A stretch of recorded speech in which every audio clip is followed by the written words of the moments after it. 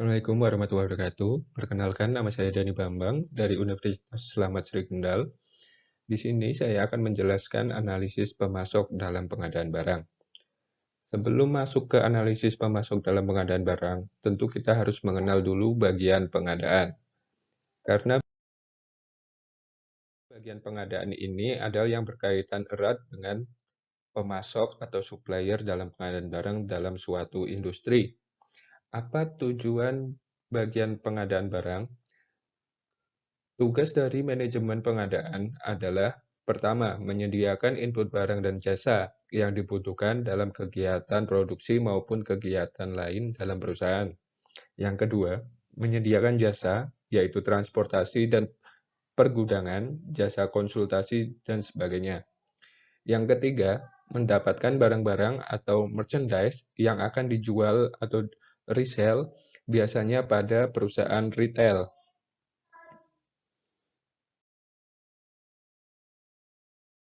Klasifikasi bagian pengadaan secara umum ada tiga, yaitu yang pertama bahan baku dan komponen untuk kebutuhan produksi, yang kedua capital equipment berupa mesin dan peralatan jangka panjang lainnya, yang ketiga maintenance, repair, dan operation supplies, seperti suku cadang, mesin, dan sebagainya.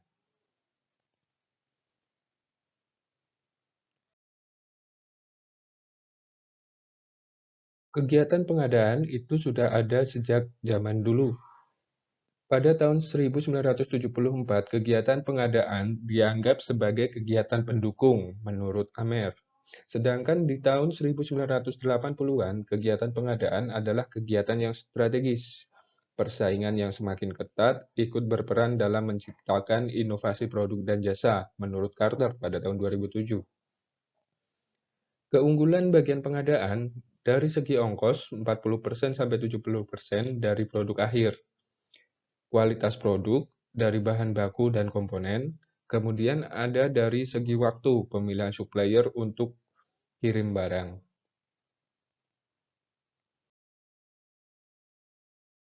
Istilah bagian pengadaan itu ada purchasing management atau supply management, kemudian ada National Association of Purchasing Management atau disingkat NAPM, itu Institute for Supply Management, disingkat ISM. Kemudian ada lagi International Federation of Purchasing and Material Management, atau International Federation of Purchasing and Supply Management.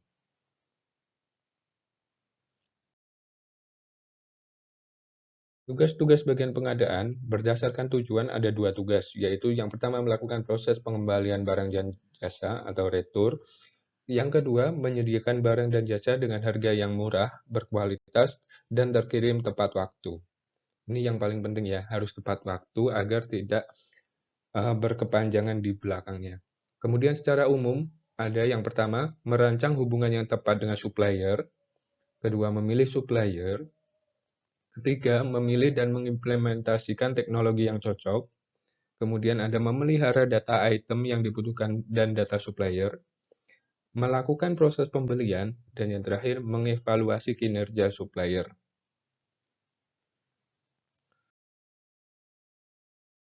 Proses pembelian. Proses pembelian bisa dilakukan secara proses tender atau pembelian rutin. Proses pembelian rutin berlaku untuk item-item yang suppliernya sudah jelas karena ada kesepakatan jangka panjang dengan perusahaan. Kemudian, proses pembelian secara tender atau lelang dilakukan untuk item-item yang suppliernya masih harus dipilih.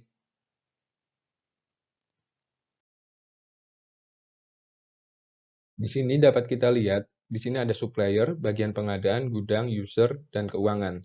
Yang pertama kita buat PR atau MR dan kirim ke bagian pengadaan. Bagian pengadaan akan membuat PO dan kirim ke supplier, kirim kopi ke gudang, user, dan keuangan. Kemudian dari supplier setelah menerima dari bagian pengadaan akan mengirim konfirmasi biaya. Konfirmasi bisa tindak pesannya dipenuhi kalau bisa dikirim sesuai persetujuan. Dari supplier akan dikembalikan lagi ke bagian pengadaan, melakukan monitoring dan percepatan pengiriman bila perlu. Setelah pengiriman dilakukan akan diterima oleh bagian gudang. Bagian gudang akan terima barang dan lakukan inspeksi bersama bagian kualitas.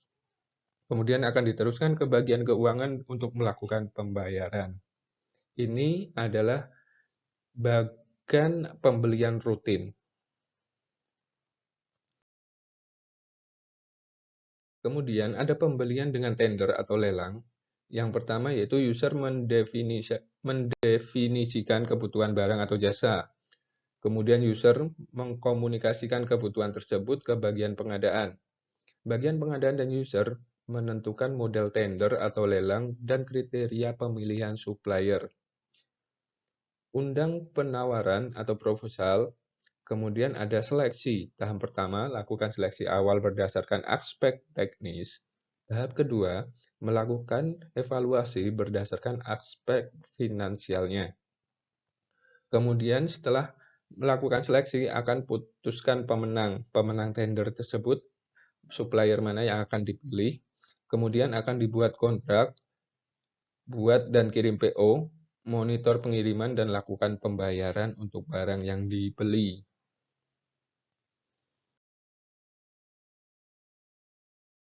Ini ada beberapa keterangan. PR tadi adalah Purchase Requisition atau MR, Material Requisition adalah dokumen permintaan pembelian. Sedangkan PO adalah Purchase Order, dokumen pemesanan. RFQ, Request for Quotation, dokumen penawaran harga barang atau jasa yang jelas spesifikasinya. RFP, Request for Proposal, adalah dokumen penawaran harga jenis barang atau jasa yang belum jelas spesifikasinya. Jadi itu adalah keterangan dari singkatan-singkatan yang ada di sebelumnya. Kemudian di sini ada kriteria pemilihan supplier. Kriteria yang digunakan mencerminkan strategi supply chain maupun karakteristik dari item yang akan dipasok. Secara umum, kriteria dasar antara lain kualitas barang yang ditawarkan, harga, dan ketepatan waktu pengiriman. Kriteria lain menurut Dixon pada tahun 1966 berdasarkan survei adalah sebagai berikut.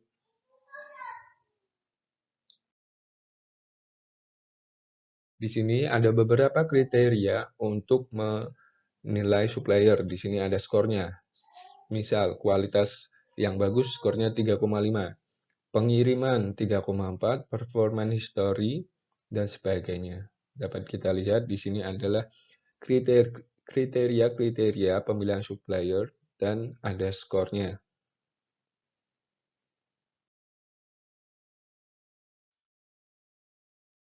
Teknik mengurutkan atau memilih supplier.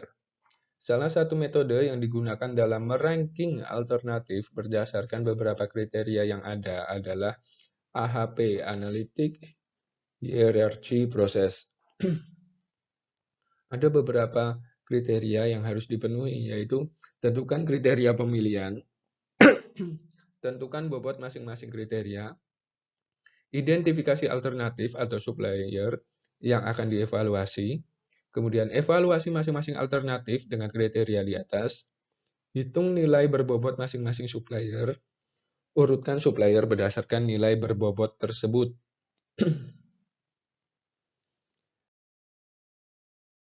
Di sini adalah contoh penilaian supplier. Di sini ada kriteria atau subkriteria, ini bobot nilainya. Di sini ada supplier 1, supplier 2, supplier 3. Jadi sebagai contoh, ini ada inovasi, yaitu berupa teknologi dan tim R&D. Ini bobotnya sama. Di sini ada nilainya, supplier 1 dengan nilai sekian, supplier 2 dengan nilai sekian, supplier 3 dengan nilai sekian. Dengan kriteria-kriteria tersebut, masing-masing supplier akan mendapatkan nilainya masing-masing. Dan akan dihasilkan nilai bobot dari tiap-tiap supplier. Dapat kita lihat di sini, dari kriteria-kriteria ini, supplier dengan nilai tertinggi adalah supplier 1 dengan nilai 0,418 disusul dengan supplier 2 dan supplier 3. Jadi dapat disimpulkan bahwa supplier 1 ini adalah supplier yang nilainya paling bagus atau paling baik di antara supplier yang lain.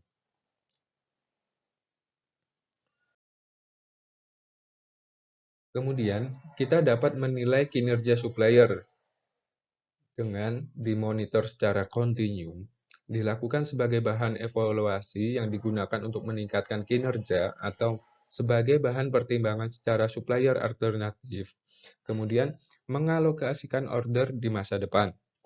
Penilaian kerja lebih pada kualitas, ketepatan waktu, fleksibilitas, dan harga. Penilaian perlu dikomunikasikan tiap bulan, 3 bulan, 6 bulan, atau bahkan tahunan.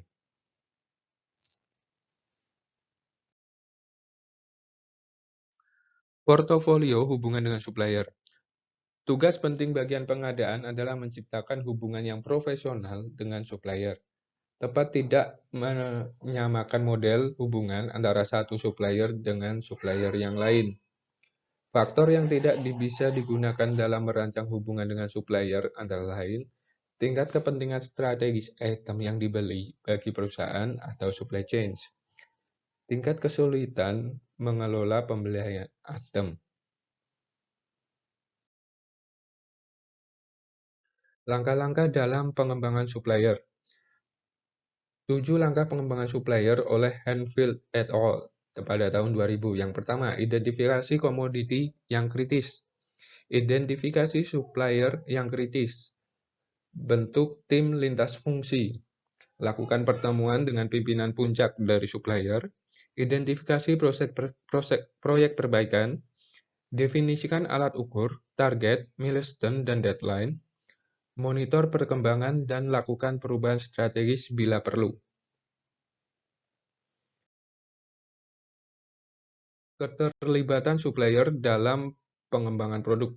Di sini ada ide awal, pengembangan konsep, perancangan awal, prototype. Di sini ada awal, ada akhir. Supplier untuk item-item yang kompleks, supplier untuk sistem atau subsistem, supplier item-item atau teknologi yang kritis, supplier yang merupakan aliansi strategis. Kemudian pada tahap akhir, supplier untuk item-item yang lebih simpel, supplier untuk komponen tunggal, supplier item-item atau teknologi yang tidak terlalu kritis, supplier yang tidak termasuk aliansi strategis. Jadi dapat kita lihat pemilihan supplier itu berdasarkan kebutuhan kita. Apakah itu dari awal, dari pengembangan, atau dari perancangan, atau bahkan saat pembuatan prototipe.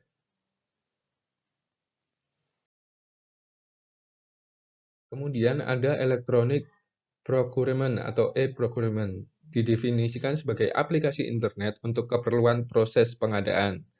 Secara umum ada beberapa jenis, yaitu e-katalog, e-auction, B2B Market Exchange, B2B Private Exchange, dan sebagainya.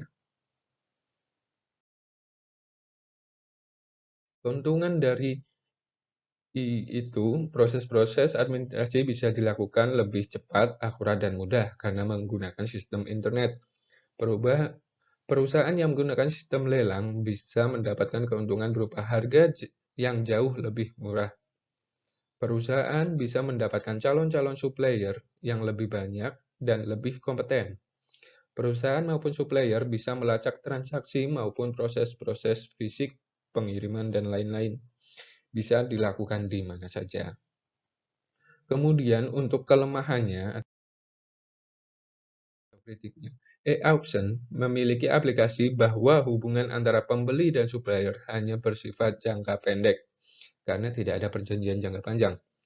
Kemudian untuk e-auction juga memunculkan pemenang yang sebenarnya kurang kompeten. Demikian penjelasan dari saya tentang analisis pemasok dalam pengadaan barang. Apabila ada kekurangan, saya minta maaf. Terima kasih. Assalamualaikum warahmatullahi wabarakatuh.